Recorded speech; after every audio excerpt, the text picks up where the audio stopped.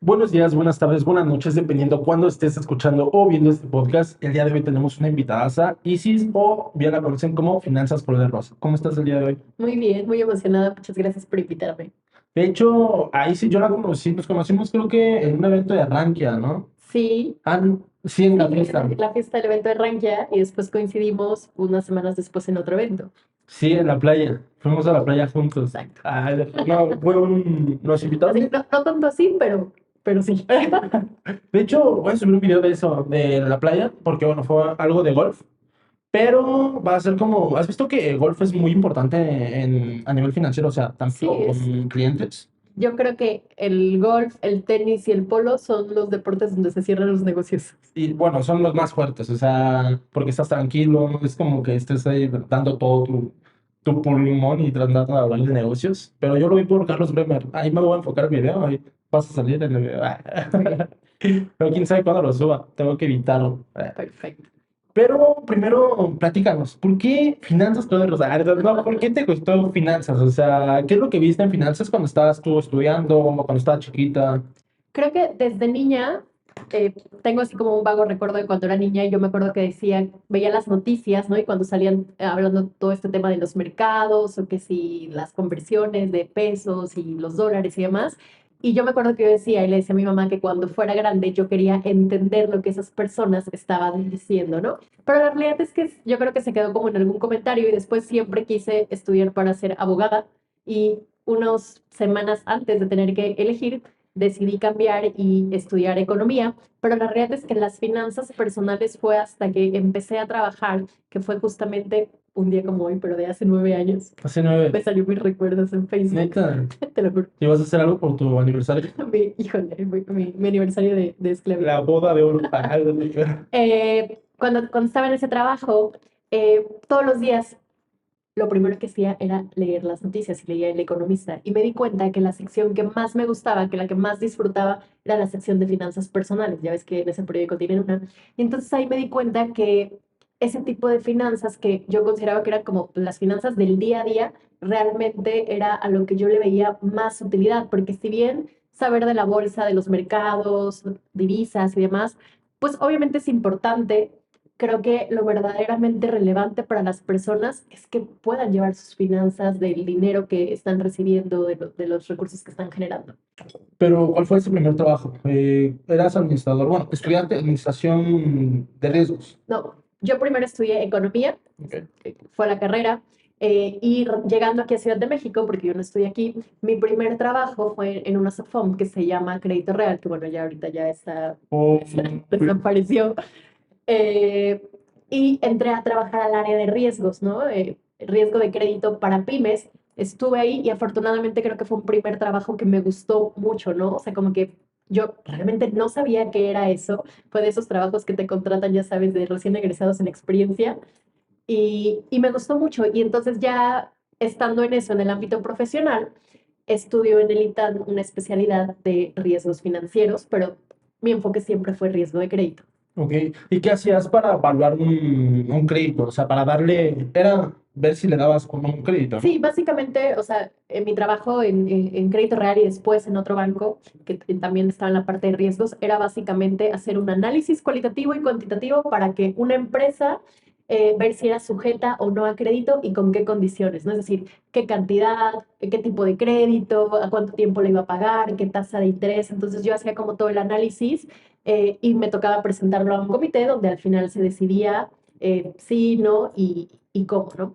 Entonces, ¿Este análisis lo realizabas con un value at risk o más ratios financieros? no, la neta que no, es que es un análisis bastante tradicional, incluso en los bancos grandes, y te digo, la parte cualitativa y cuantitativa, ¿no? Entonces era desde visitar la empresa, que para mí era padrísimo, porque cuando estaba en este en este segundo banco que trabajé, mis oficinas eran Cancún y Mérida, me tocaba ir constantemente, y la verdad es que eran experiencias bastante padres, y conocer desde todo el funcionamiento de cómo estaba operando la empresa, ¿no? O sea, si tenía sus bodegas, cómo producían ciertas cosas, conocer también a los dueños o a los accionistas o a las cabezas de esas empresas para entender también ellos cómo operaban, qué experiencia tenían, ¿no? Y cómo si habían formado otras empresas, cuánto tiempo llevaban dedicándose a eso y demás. Y obviamente después ya también venía la parte del análisis financiero, ¿no? Que esto era básicamente, dependiendo del tipo de crédito y demás, hacer las proyecciones para ver su capacidad de pago, ¿no? Qué proyectos tenían, hacer como toda esta estructura. Me gustaba muchísimo proyectar y revisar ratios, apalancamiento, liquidez, solvencia y demás, pues para ver si estas empresas eran sujetas o no a crédito, porque obviamente siempre un crédito tiene que ser con la intención de que a estas empresas les vaya a contribuir, ¿no? Que realmente vayan a crecer, ya sea para abrir una nueva línea de negocio, para capital de trabajo, para contratar a más personas y que obviamente este dinero se fuera a multiplicar y no sea solamente como un rescate para la empresa que a lo mejor pues ya estaba en aprietos. De hecho, está bien interesante porque es diferente tipo de método de evaluación, porque cada vez que vemos un método de evaluación en la bolsa es como muy tradicional de que te sientas y nada más ves sus estados financieros y ves un poco de internet, pero ahora vivirlo es muy diferente. ¿No te sentías como Shark Tank o algo La así? verdad es que era padrísimo porque había muchísimas cosas que dices, no me imaginaba que así se producía un helado, ¿no? O sea, como que, o que así se producía, que así se hacía la leche, que me tocaba ver empresas, la verdad es que de todo sector, iba a veces a empresas muy grandes que eran de crianza de animales, ¿no? O sea, era súper, súper random, hasta las empresas súper, súper lujosas, pero sí se vive completamente distinto, porque creo que verlo, ¿no? O sea, no es lo mismo a solamente ver en números o en papelito lo que tú crees que va a ser la empresa. De hecho, ahora sí aplicaría si tú consumirías, pues puedes invertir en él, ¿no? Pero lo sigues haciendo ahorita, o sea, cuando inviertes, ¿tratas de envolverte en todo ese ambiente o ya ves un poco más de finanzas? La realidad es que hoy en día creo que me fijo mucho más en la parte financiera. Creo que yo no creo tanto en el de invierte en lo que consumes. Ok, Porque no, digo, tú lo sabes, te tú puedes eres ver mucho sesgado. más experto, ajá, te puedes ver sesgado tú como usuario. Claro, obviamente si estás empezando de cero, pues por supuesto que las primeras empresas que yo te digo investiga, pues son las que tú consumes, porque tienes un poquito más de conocimiento a una empresa que en tu vida has escuchado, ¿no? Pero, o sea, mi punto aquí es que no solamente porque consumas algo y porque veas que tus amigos lo consumen, quiere decir que es una buena opción de inversión, ¿no? Hay algo muchísimo más a fondo y son todos estos análisis que tenemos que hacer. De hecho, algo interesante de lo que comentas, algo que yo estaba, no estaba tan en contra, pero que veo mucho en redes sociales, es de que te dan consejos financieros como si fueras la macroempresa, ¿no? Como de, esto hace Amazon para vender más. Así como de, tú tienes una pyme, o sea, ¿Y no cómo es lo replicable. replico? Sí, claro, ¿y cómo lo replico a mi pequeño negocio, no? Que me voy empezando, que no tengo empleados, no tengo un sistema. Y el tema de que se ve mucho tanto en marketing, en administración, es tropicalizar. Tropicalizar ese tipo de administración, por ejemplo, un tipo de inversión, un tipo de evaluación de riesgo de crédito es muy diferente a una gran empresa, a un banco, a una pyme. En este tema. Sí, totalmente. De hecho, yo cuando empecé mi carrera profesional, empecé analizando pymes y después, cuando me cambié de trabajo, lo hacía ya a nivel empresarial, ¿no? Empresas que facturaran de 200 millones a 4.000 millones de pesos, ¿no? Y aunque el análisis parecía igual, la realidad es que es distinto porque la calidad de la información financiera, la neta, es muy distinta. No es lo mismo una empresa que ya que esté revisada por alguno de los despachos importantes que tenemos o demás, a alguna que pues ni siquiera sabe si la información financiera es real, ¿no? Por eso siempre decíamos, mis compañeros y yo, que la neta el riesgo de crédito era muchísimo de feeling, Sí. porque estabas echándote un volado a veces. No más, es que sí está bien interesante. Es algo que yo me quiero meter muchísimo en los emprendimientos, en el tema de evaluación de pymes, de Venture Capital, que Claro. sí es completamente diferente a finanzas bursátiles, donde ya tienes 10 años atrás. Sí, claro, y tienes todo un reporte de una empresa Auditado. especialista, auditado y demás, que digo, no te ¿Cómo garantizo sería nada, no un sabemos. crédito real? Hay que ver. Pero sí, no es lo mismo, te dan todo un análisis donde ya muchísimos analistas pusieron, bueno, o algún analista experto puso su opinión, a que tú vayas, veas a una empresa y básicamente es tu criterio. Y nunca hay ninguna, puede haber empresas del mismo sector, pero ninguna empresa opera exactamente igual. Y ahorita lo estamos viendo el tema profesional, de que básicamente tenías que entregar reportes, conclusiones, pero para el bien de la empresa, ¿no? Que en ese caso tú trabajaste con su fondo y con Y bancos, con que es bancos, completamente diferente a cuando lo vas a hacer en tema personal. totalmente. Tú cuando vas a hacer un tipo de inversión, ¿qué es lo que realizas? ¿Qué es lo que ves realmente? ¿En qué inviertes? Sí, la realidad es que yo sé que es algo que posiblemente han escuchado muchísimo, pero siempre antes de seleccionar un instrumento de inversión, en mi caso, tengo que tener bien claro para qué voy a invertir. O sea, es decir, este dinero que tengo aquí lo quiero para qué, o sea, para ver toda la parte del horizonte de inversión, ¿no? O sea, todos sabemos, no es lo mismo invertir para algo a 6 meses que para algo que vas a utilizar en 10 años y demás. Entonces, ese es como mi primer objetivo. Ya que tengo claridad en cuánto tiempo lo voy a necesitar, yo en lo personal sí soy muchísimo más de inversiones pasivas, ¿no?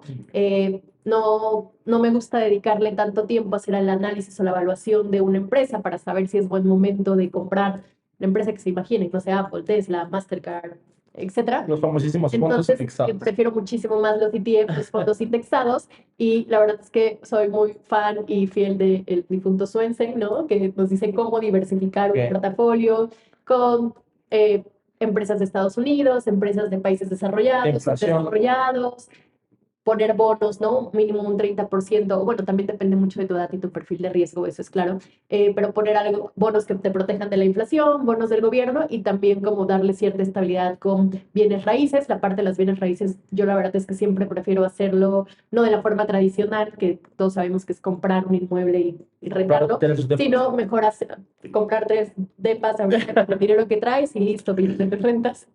No, sino más bien hacerlo a través de otros instrumentos que pueden ser fibras o ETF que contienen REITs o fibras, ¿no? Ay, no me está bien bueno. Este, Así no. y en este tipo de diversificación, como tal, siempre hay inversiones como favoritas. En este caso, no te voy a decir una recomendación que es, Claro. pero hay algunas inversiones que pueden ser a alto riesgo. Pero ¿cuál tú es como la inversión donde dices, oye, a este sí le quiero dedicar un análisis para realizar una inversión? O sea, un tipo, hablaste mucho de fondos indexados, de pasivos. En este caso, ¿hay algún sector en específico, tecnológico, robots, Me algo gusta mucho el eléctricos? sector tecnológico, o sea, de las mismas inversiones pasivas que hago a través de ETF, mi ETF favorito siempre ha sido el VGT. La neta es con los que mejores rendimientos me han dado a lo largo del tiempo. Bueno, ahorita sabemos cómo están Es las el total bolsas. index. Es el de, VGT, ajá, es el de total ajá, de todo cosas de el... tecnología. Ah, es como el De Nasdaq. Vanguard, es de Vanguard. Entonces, Ay, no, tengo que buscar. la neta es un buen ETF que yo entré cuando empezó la pandemia, entonces tú sabes que fue un súper momento para entrar.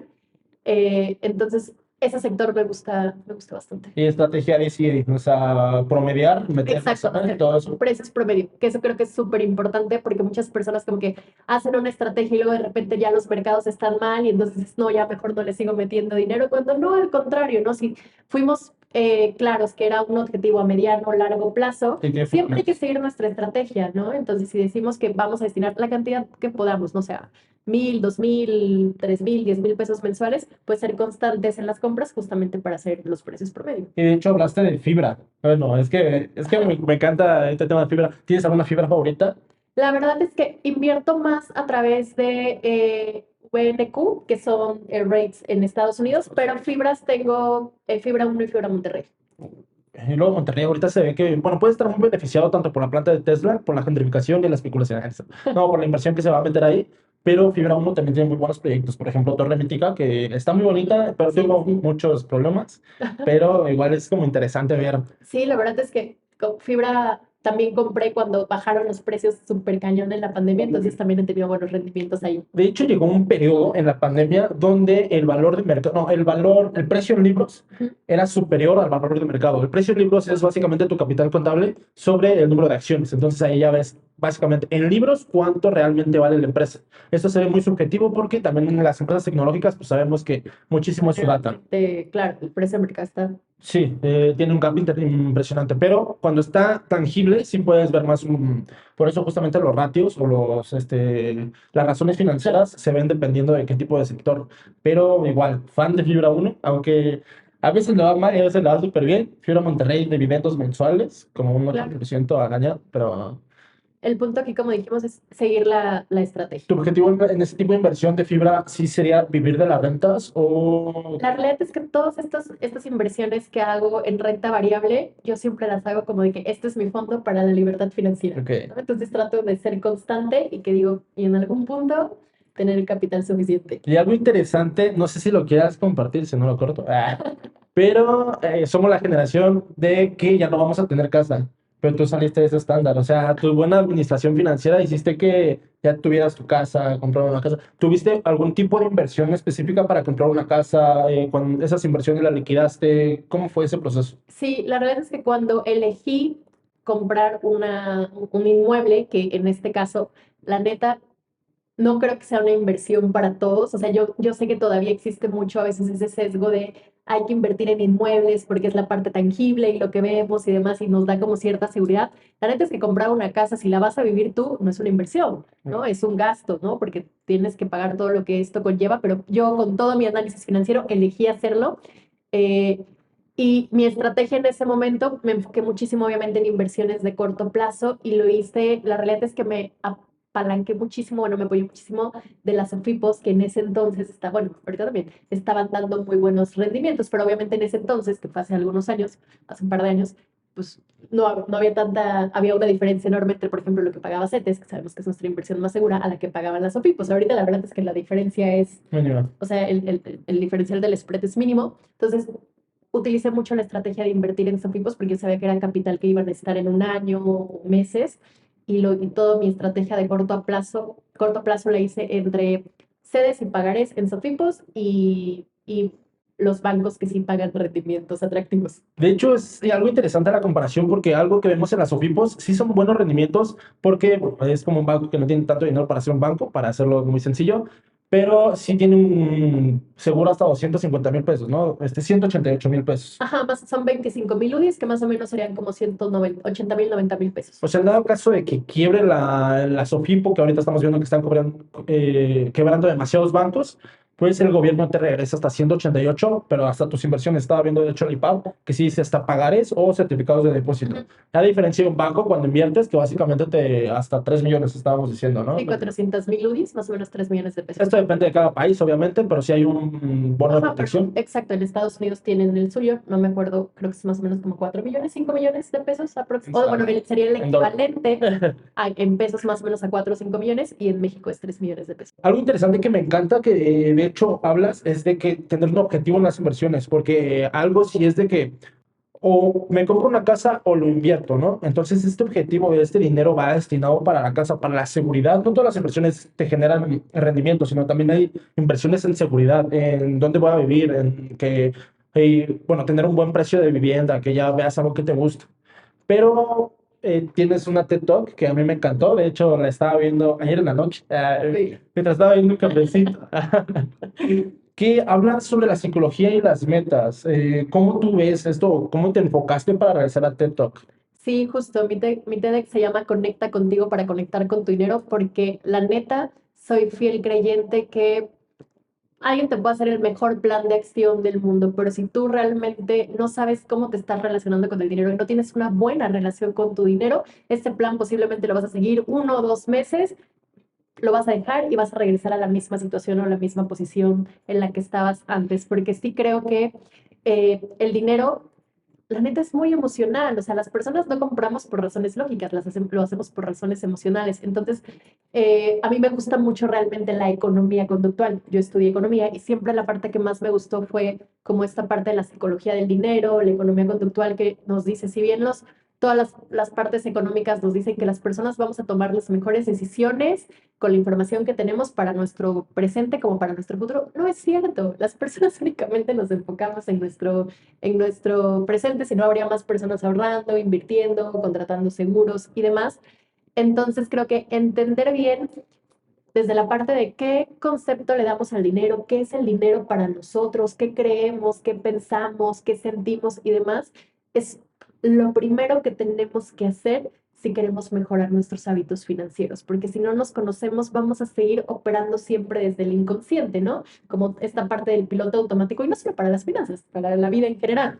Entonces, si nosotros no hacemos consciente esto, difícilmente se pueden modificar nuestros hábitos financieros. Entonces, si queremos cambiar, yo lo que traté de invitar en esta TEDx es, primero, conócete y también asegúrate que las metas que vas a estar persiguiendo sean genuinamente tuyas, es decir, que sean cosas que tú verdaderamente quieres lograr porque te van a aportar valor a ti, a tu familia, a tu círculo, y que no sea solamente lo que te han dicho que deberías de tener, ¿no? Porque cuántas veces no hemos escuchado de, si empiezas a trabajar, lo primero que tienes que hacer es comprarte un coche.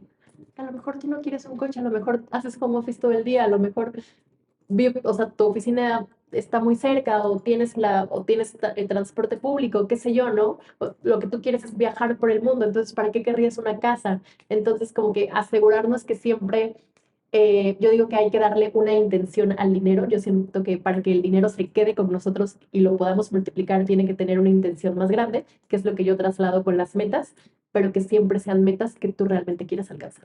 ¿Y tú cómo crees que empiece este conocimiento? O sea, ¿hay algún perfil, bueno, en este caso en inversiones son perfil de inversionista, pero hablas un poco más de conocerte para saber cómo administrar tu dinero para llegar a un fin, ¿no? Sí, la neta, cuando yo digo de hacerte consciente, es hacerme consciente de qué forma me estoy relacionando con el dinero. Y eso, la neta, es que lo puedes hacer desde que te preguntes qué es el dinero para ti.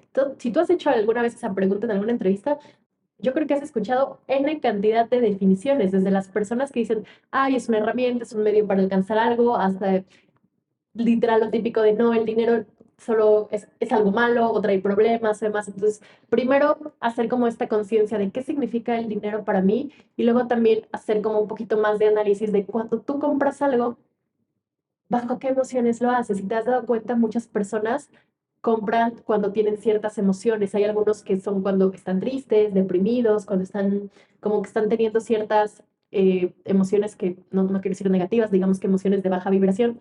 Y hay otras personas, yo estoy en esa categoría, que compran cuando están emocionadas, cuando están contentas, ¿no? Cuando algo les salió bien, porque al final las personas siempre estamos buscando algo. Las personas que compran cuando no se sienten tan bien, lo que quieren hacer es modificar esa emoción.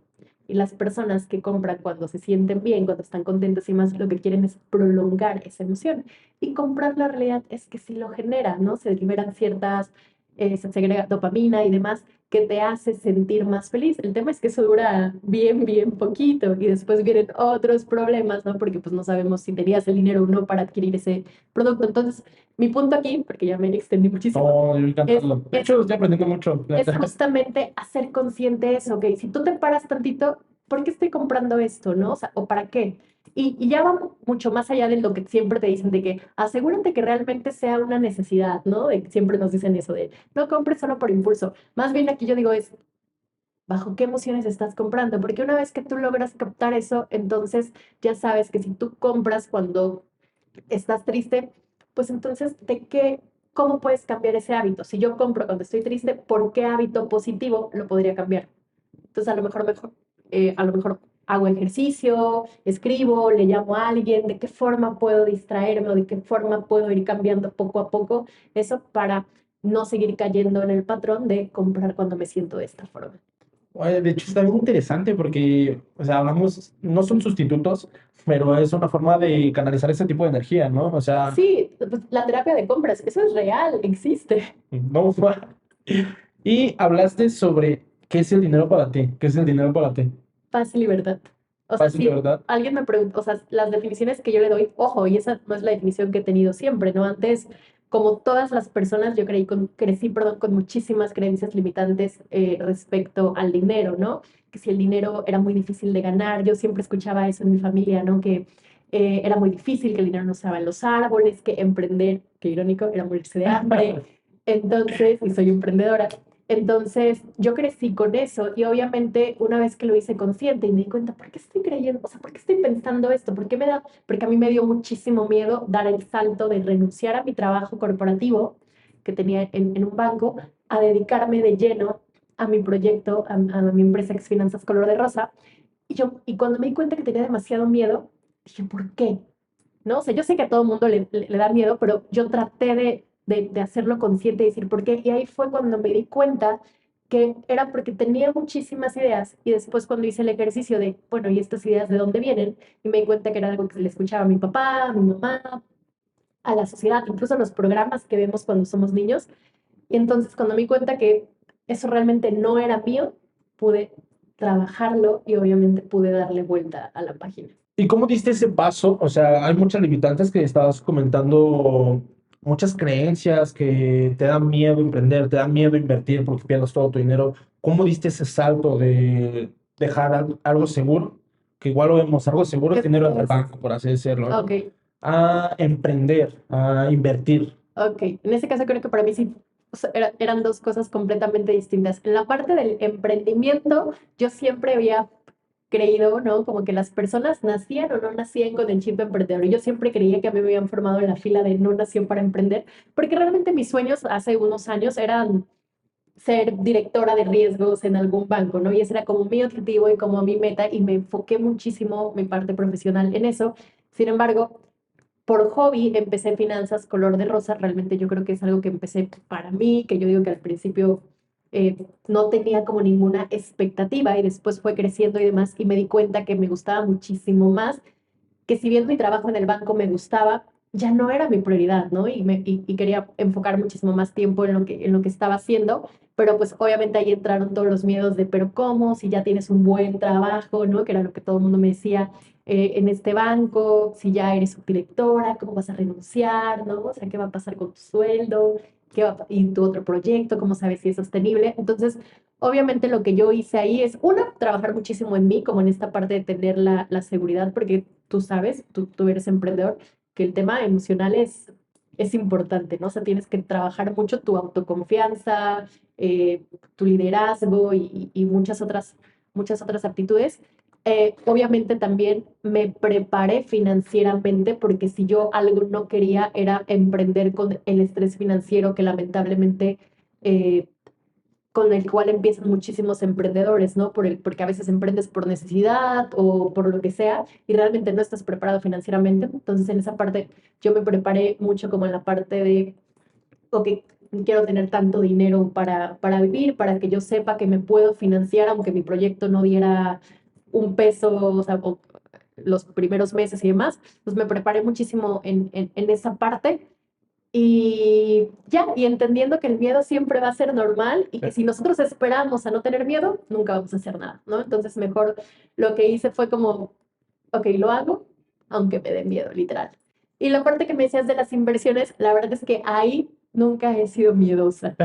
Al contrario, creo que cuando comencé a invertir hace muchos años, como la mayoría de las personas, yo creo en ese entonces empecé con CETES, después pasé por el crowdfunding, ¿no? Que eran como las inversiones que de ese entonces empezaban como que a sonar muchísimo, y después ya me metí como al tema de bolsa y demás, pero nunca he sido miedosa, al contrario, creo que a lo largo que ha pasado el tiempo y que tengo más conocimiento y más información y me he preparado muchísimo más, cambié mi perfil, yo creo que de arriesgada Conservador. no conservadora, pero digamos que moderada. Entonces, ahí como que la parte de las inversiones, la realidad es que nunca me ha dado tanto miedo porque siempre he creído que la información es poder, ¿no? Y no es como que, ay, conozco esta plataforma y ya me voy a ir a invertir en ella. Obviamente tienes que investigar, tienes que saber que la está respaldando, que esté regulada, etcétera, ¿no? Pero esa información, pues obviamente si nosotros la buscamos, la vamos a encontrar y yo creo que eso es el mensaje importante, porque creo que mucha gente luego no invierte porque le da miedo, pero pues yo digo, entonces investiga, infórmate, sigue a personas que sean especialistas en ese tema. De hecho, me impresiona tu nivel de planificación y tu nivel de conocimiento en este tipo de temas, porque igual una teoría que yo digo, nada, de que aprende de los profesionales, lo que sí están haciendo, porque es muy fácil decir, sí emprende, cuando viene de una persona que nunca ha sufrido de que, ¿sabes qué? Sí voy a emprender, pero es mi único dinero, o sea, no tengo dinero como para financiamiento, no sé cómo empezar, y es más es diferente cuando vas a una persona que emprendió, que sabe los riesgos, que sabe cuánto tiempo es para que sea rentable el Claro, negocio. o cuánto tiempo incluso estarías dispuesto a mantener tu negocio, ¿no? Porque luego hay muchísimas historias de gente que lleva años operando y siguen manteniendo su negocio. Entonces dices, tú, pues ya no es un negocio rentable, amiga, date cuenta, ¿no? Entonces, Con el hay tipo de muchísimas cosas. inversiones que dicen, invierte todo en Bitcoin, o sea, Bitcoin va a ir a la luna. Y realmente es un proyecto de inversión interesante, pero no todo tu dinero. O sea, las personas que te dicen un fundamento así de, Hace rato lo decías cuando me estabas preguntando lo del inmueble. Yo jamás hubiera puesto todo mi dinero por comprar un inmueble, ¿no? Y esas son de las cosas súper importantes. Muchísima gente, todo su dinero, todo su capital lo da para el enganche. Y entonces, ¿qué sucede? O con tus otras metas, o qué sucede si necesitas dinero para algo importante, ¿no? Por un tema de salud o demás. Entonces, literal, nunca tenemos que poner todos. ni todos nuestros recursos en alguna inversión o todos nuestros recursos en algún negocio. Completamente diversificación. Y no sé si venga de que estudiaste mucho administración de crédito, que hablan demasiado de diversificación, pero en este tema de planificación que hablas, yo planifiqué tener un presupuesto para emprender y tener Claro. un engancho, un enganche. Después, bueno, eso no me acuerdo si lo dijo Taylor o Fayol de planeación, organización, dirección y control, pero en este caso, Posiblemente Taylor, creo. No, ¿cómo se llamaba el güey de administración? quién sabe, varios. Se me olvidó, pero uno que era súper famoso que nos enseñan de la universidad. Pero bueno, X.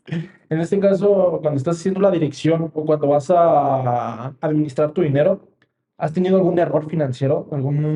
Hablas mucho sobre la psicología, de que estés bajoneada y que digas, ¿cuál es mi peor error financiero? Ah, ¿sabes qué? Tráete para una fiesta o quiero comprarme este gustito culposo. ¿Tendrás algún error financiero que recuerdes demasiado? Pues yo creo que todos hemos tenido errores financieros, no creo que haya una sola persona que no. En general, la verdad, sí trato como de hacer siempre decisiones relativamente conscientes o decisiones informadas. Tengo inversiones en diferentes activos que obviamente en este momento no van nada bien. Yo invertí mucho tiempo en criptomonedas, por mucho tiempo me fue súper bien, pagué viajes con eso.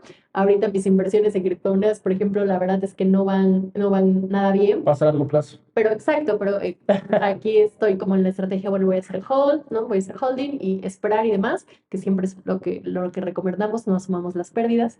Entonces, obviamente sí he tenido como esos tropiezos financieros, porque hubo en algún punto que dije, yo creo que es un buen momento para salir, ¿no? Pero al final no me salí, ¿no? Dejé la inversión. Y en esta parte de los gustitos y demás, híjole, la verdad es que a mí lo que más me gusta utilizar mi dinero es en las experiencias. ¿Sí? Entonces, creo que Viajes. parte de mi dinero lo utilizo para viajes, lo utilizo como para más que cosas materiales. Yo no soy mucho de comprar, como de, fui a este lugar y me compré, no sé, esta lámpara esta vez. O sea, la verdad es que ese tipo de cosas a mí no me dan como satisfacción porque eso es algo súper importante. Yo digo, si vamos a utilizar el dinero, asegurémonos que lo vamos a usar en cosas que genuinamente nos den satisfacción, ¿no? Luego compras algo y lo tienes ahí guardado y no lo has utilizado en tu vida, ¿no? Entonces yo prefiero mil veces utilizarlo para viajar, para ir a lugares, me gusta mucho ir a restaurantes, ¿no? Entonces, porque son cosas que digo, me siento bien utilizando mi dinero de esta forma. Y habla, bueno, en este caso, todos somos humanos, o sea, a diferencia de una empresa que sí tiene un modelo SMART, por ejemplo, de objetivos, somos cambiantes. Entonces, en este caso, vamos a siempre tener errores. El tema es que no tengas tantos errores, ¿verdad? Porque los aciertos son mayores que los errores. Pero ahora vamos a hablar un poco sobre tu carrera. Bien sabemos que finanzas ha estado muy, bueno, ha tenido un impulso muy fuerte a traer o que más mujeres se interesen en finanzas. ¿Tú cómo ves el panorama? ¿Por qué sí crees que haya muy pocas mujeres financieras? ¿Por qué crees que sea esto?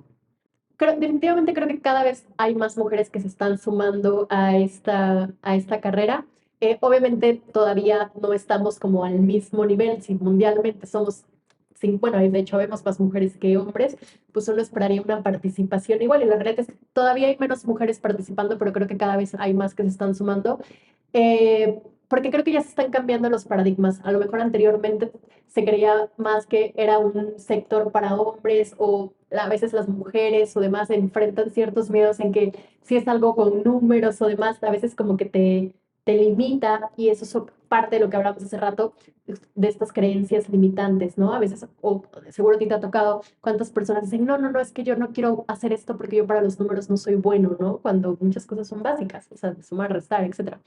Entonces creo que se está empezando a cambiar este paradigma, cada vez hay más mujeres que se están sumando a la parte de las finanzas, pero definitivamente creo que todavía hay mucho, mucho por hacer, porque si bien yo creo que las mujeres participan activamente en las finanzas del día a día, ¿no? Como en qué se compra, como el presupuesto familiar, creo que lo que sí hace falta muchísimo es más participación de las mujeres en las cosas verdaderamente importantes, que son los temas de inclusión financiera, ¿no? Mujeres con cuentas de banco, mujeres con accesos a créditos, mujeres que empiecen sus empresas, mujeres que estén invirtiendo, la participación de las mujeres en la bolsa es muchísimo menor a las de los hombres, aunque las mujeres está comprobado que invierten mejor a largo plazo, si has visto las estadísticas, o en temas de seguros, de afores, Que ¿no? tiene más feeling.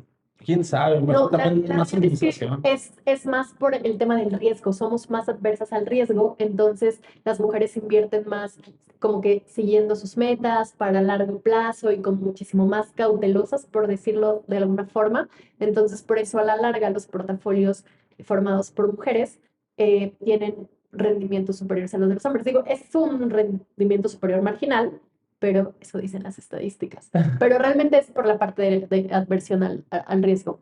Pero bueno, mi punto es que creo que las mujeres nos involucramos mucho en las finanzas del día a día, pero no en las que son verdaderamente importantes porque son las que van a definir tu futuro, ¿no? Que es como toda la parte para formar un patrimonio, inclusión financiera y todo lo que decía ahorita. De hecho, vas mucho a eventos, a foros. Este mes te he visto que has ido a demasiados foros. ¿Qué te han parecido? ¿Cuál ha sido el que más te ha gustado? ¿Por qué recomiendas, verdad? Recientemente, digo, los que se me vienen a la mente que fui al Women Economic Forum, que fue en el Camino Real, fui al evento de Binance de la Web 3.0, al de Vixo de Mujeres lidiando la relación con el dinero, de Vanguard, no, bueno, sí he ido a varios estos últimos días.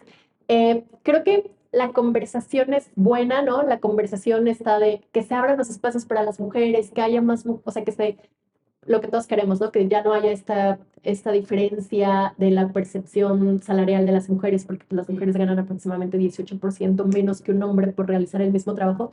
Y creo que toda esta temática y toda esta de las mujeres con más inclusión financiera o con libertad o independencia financiera es buena. Lo que yo creo que nos está haciendo falta ya no solamente es el discurso, es la acción, ¿no? O sea, que verdaderamente las empresas financieras, las instituciones financieras estén haciendo estos programas donde verdaderamente ya las mujeres estén incluidas. Y en ese tema profesional, ¿qué recomendación le darías a las mujeres para entrar en el ámbito financiero o en el ámbito empresarial? Literal, o sea, en el ámbito financiero, que se informen. Sé que a veces todavía el tema de las finanzas puede ser un poco retador, de lo cual dices tú, es que no sé, no tengo una carrera profesional o lo que yo me dedico es algo completamente distinto, pero la neta es que las finanzas están presentes siempre, están en nuestro día a día, ¿no? Y estamos tomando decisiones o no las estamos tomando todos los días. Entonces, sí es súper importante que tengamos una cuenta, sí es súper importante que manejemos bien nuestro dinero, pero sobre todo es súper importante que comencemos a invertir. Y hoy en día, afortunadamente, las inversiones en México y en Latinoamérica ya están muchísimo más democratizadas. Tú sabes, podemos invertir literal desde un peso. Entonces, si es algo que te da miedo, que eso no sea lo que te frene, ¿no? O sea, como digo, al fin y al cabo, la información y el conocimiento es poder, pero definitivamente mi invitación a todas las mujeres es que comiencen a invertir porque es necesario. Y que te sigan. Finanzas color de rosa. Porque lo que, bueno, a mí lo que me interesa y lo que me gusta demasiado es las personas que viven las finanzas, o sea, las personas que están adentro y que están en el pie del cañón, por así decirlo, pero que ven la realidad. O sea, es muy diferente verlo como ya los resultados y ya decir como los resultados, ¿sabes qué? Pues esto pasó, a estar en los foros económicos, a estar platicando, a estar haciendo conciencia sobre estos temas. Y ahorita, de hecho, vamos a... Obviamente va a haber segunda parte, bueno, si tú quieres. Claro que Pero sí. igual para no quitarte tanto tiempo, vamos a hablar sobre las noticias. Ok. Hay una noticia súper importante que no sé si la conozcas. Raúl Alejandro se va a casar con Rosalía. No, los bancos van a empezar. Te lamento. Los bancos van. No sé qué. Es que está bien bueno esto, la neta, ya lo probaste. Sí, hay un bueno. Mm, Me comí un hielo. Para los bloopers. Así. Los bancos están en peligro. Wow. Es que sigo teniendo hielo en la boca.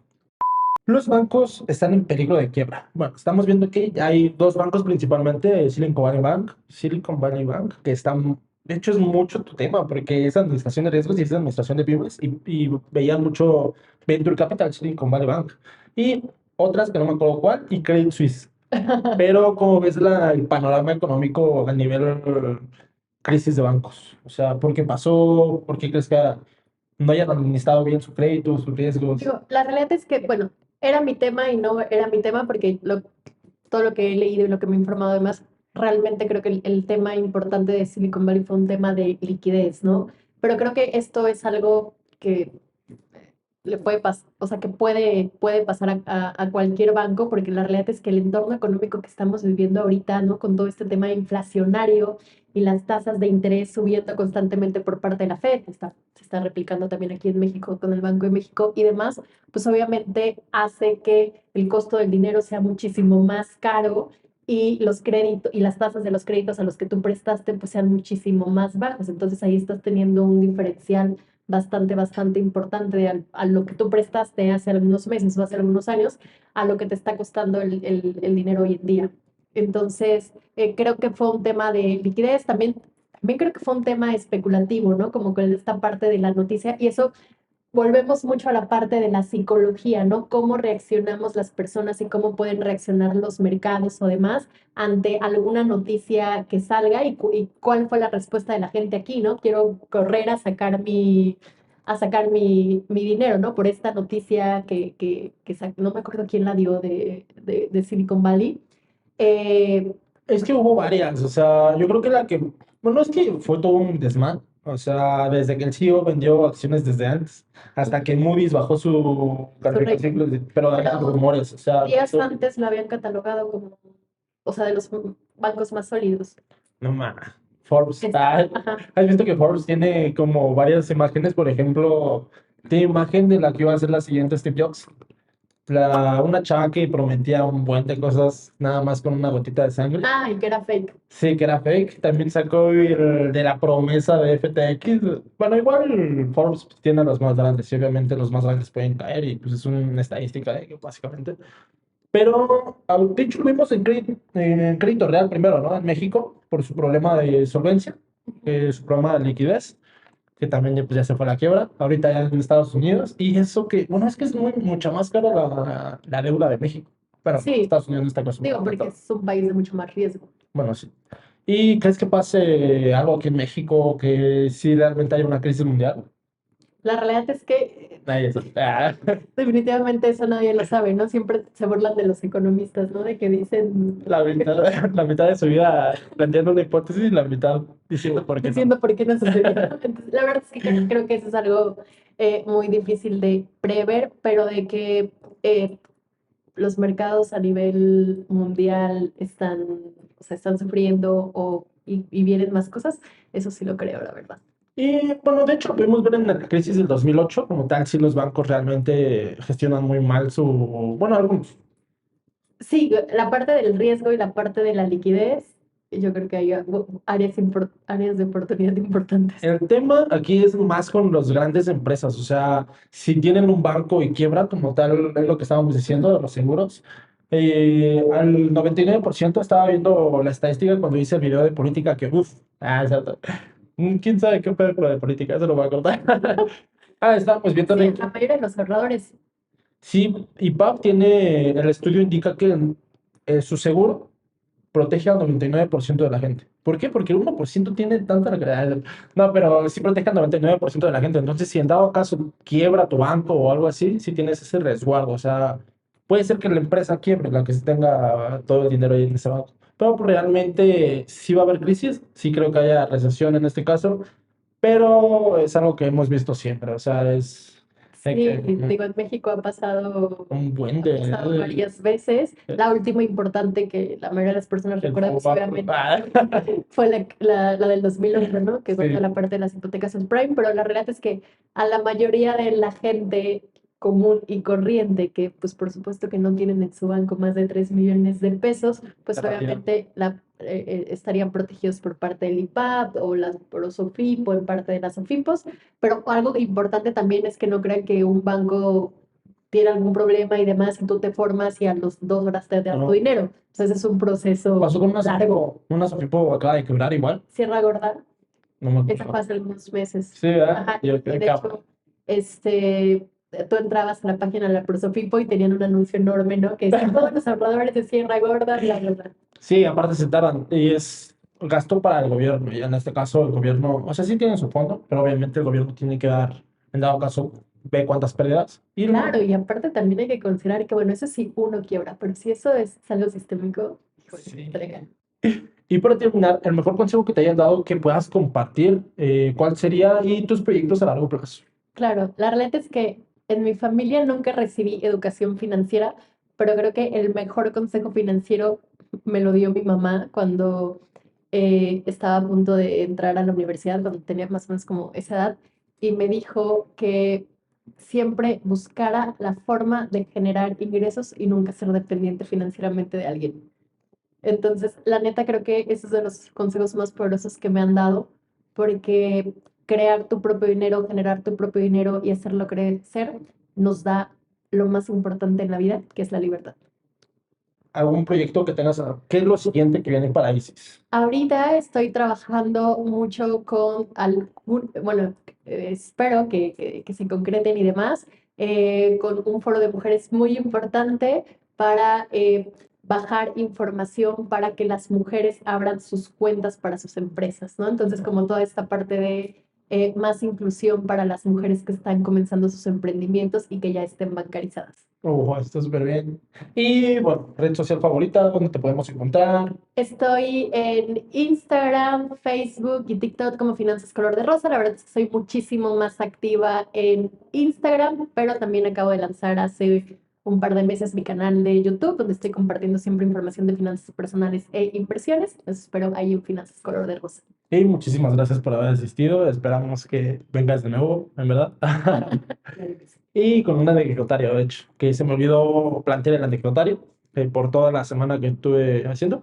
Pero bueno, con esto cerramos este podcast. Bonito día, bonita tarde, bonita noche, dependiendo de cuándo nos estés viendo o escuchando. Hasta luego. Chao. Ah.